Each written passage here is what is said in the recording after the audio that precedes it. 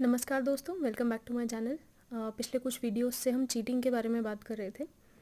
और मुझे ऐसा लगता है कि मैरिड वुमेन से ज़्यादा अनमैरिड वुमेन को इस बारे में जानकारी होनी चाहिए कि जो चीटिंग है, अगर कोई मैरिड बंदा आपसे बात कर रहा है, आपका हो सकता है बहुत पुराना, बहुत क्लोज दोस्त हो, पर आप ये बात ध्यान रखें कि जब कोई व्यक्ति अपनी एक इतने सेक्रेट रिलेशनशिप को छोड़ के आपके पास आ रहा है, even for emotional comfort, that is it self a cheating.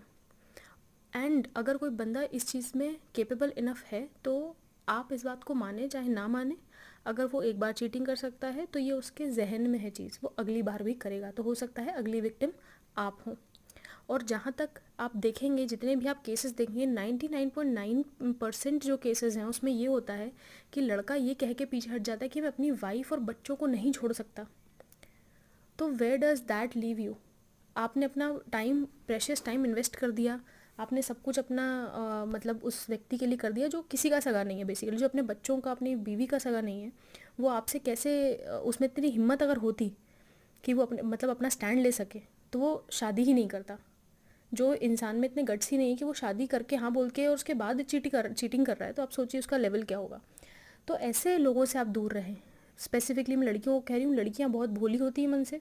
उनको लगता है कि नहीं, हमारे साथ ऐसा नहीं करेगा, अरे बेचारे के साथ ऐसा हुआ है।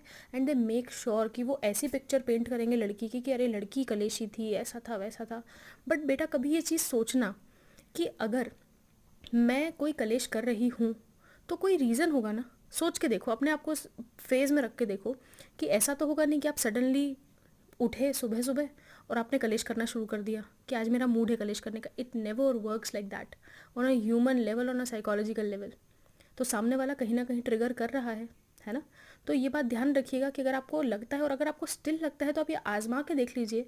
आप उससे इस रिश्ते का नाम मांगिए और आपको अपना आंसर मिल जाएगा।